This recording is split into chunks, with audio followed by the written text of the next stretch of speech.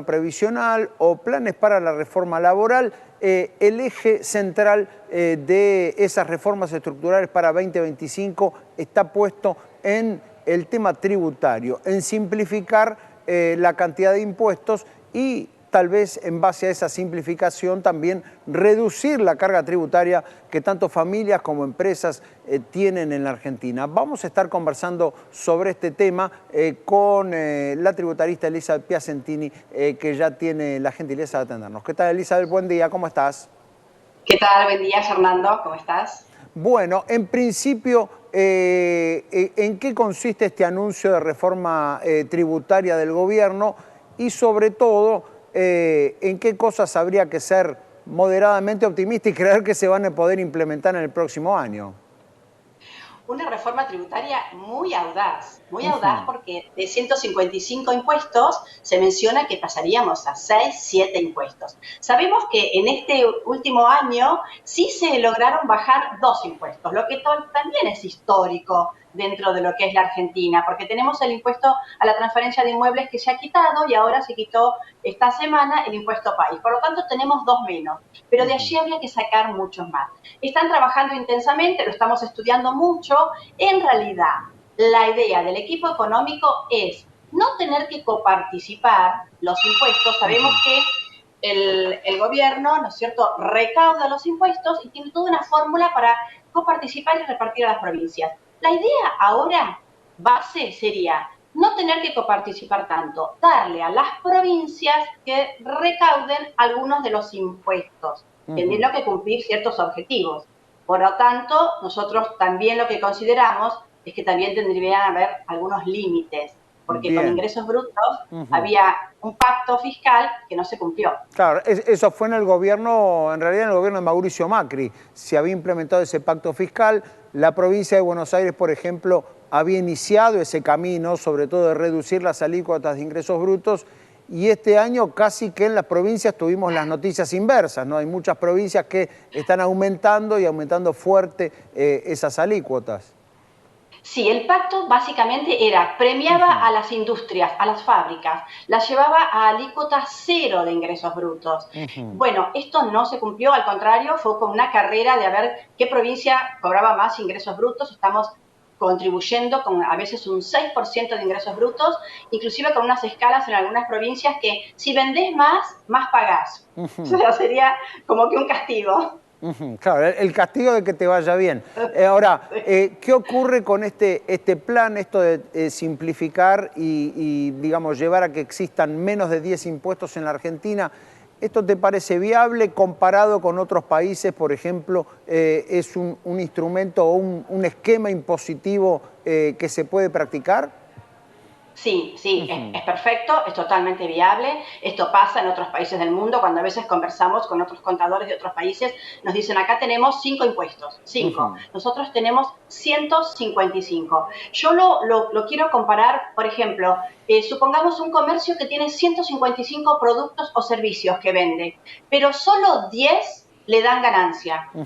Entonces, ¿tiene que abocarse a los 155 con toda la pérdida de tiempo que significa eso? ¿O tiene que abocarse a los 10 que más recauda? Bueno, el Estado es así. Tenemos 10 impuestos que son los que más recaudan.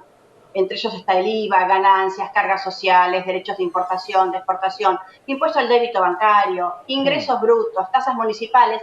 Esos serían básicamente los impuestos que recaudan mucho. Y después tenemos una gran cantidad de impuestos provinciales y municipales que no recaudan tanto y llevan mucha tarea de administrarlos. Bien, pero recién mencionaba la coparticipación, Elizabeth, ahí, digamos, el criterio general sería decir que el gobierno le va a decir a los gobernadores, te voy a dar menos plata, es decir, voy a coparticipar menos, pero te voy a dar más manos libres para que manejes los impuestos según tu criterio, digamos. Esa sería la regla para 2025.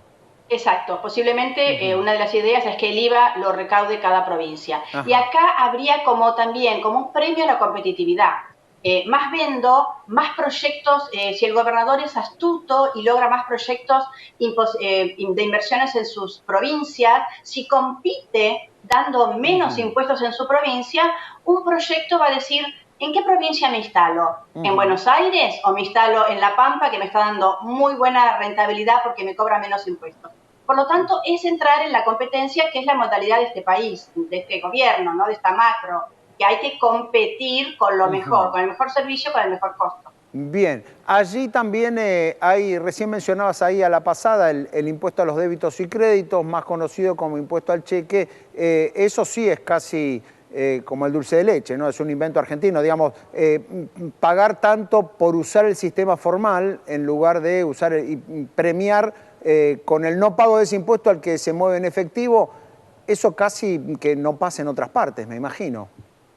El empresario tiene una manera en Argentina de adaptarse y ponerlo en los costos y una cintura para lograr rentabilidad y lograr tener trayectoria empresarial a partir de este impuesto. Cuando a veces hacemos proyectos con otros países y ponemos los impuestos de Argentina y ponemos el impuesto de débitos y créditos es el 1,20% de todo lo que te ingresa al banco.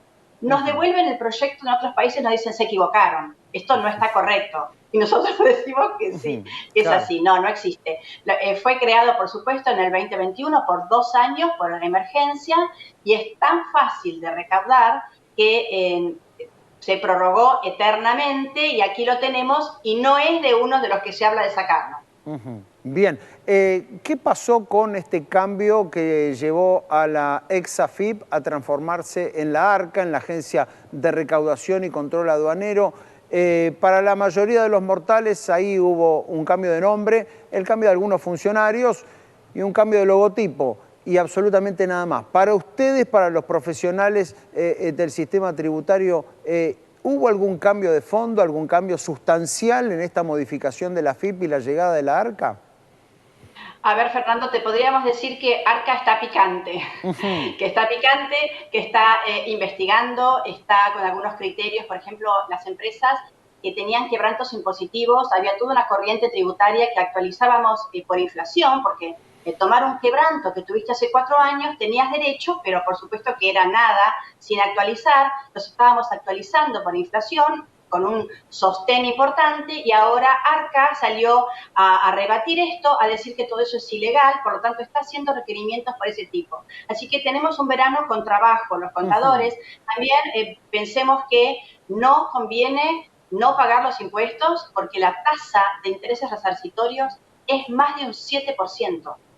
Es altísima, es una deuda mala, como decimos nosotros, inclusive sin plan de pago, es casi el 4%, estamos por el doble de la inflación.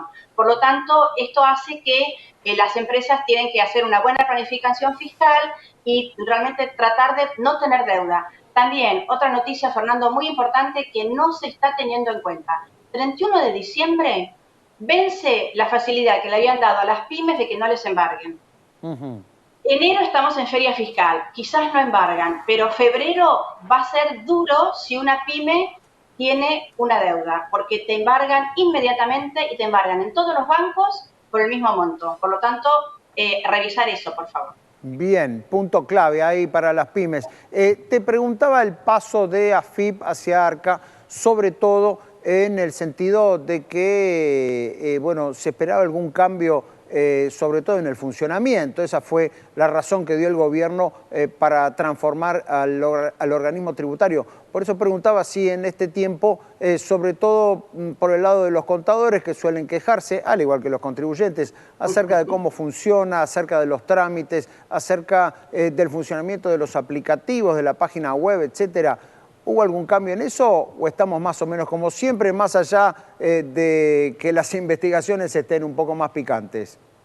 Estamos más o menos como siempre, hubo caídas del sistema, de repente nos damos cuenta que están actualizando el sistema, se simplificó la presentación de IVA, por ejemplo, que era algo que estábamos esperando, por lo tanto, vemos que están trabajando en la página, por eso a veces está lenta, pero si van a simplificar las presentaciones, bueno, bienvenido, ¿no es cierto? Está muy claro. Elizabeth, muchísimas gracias por este contacto y que tengas un buen 2025. Gracias, Fernando. Igualmente para todos y todo el equipo.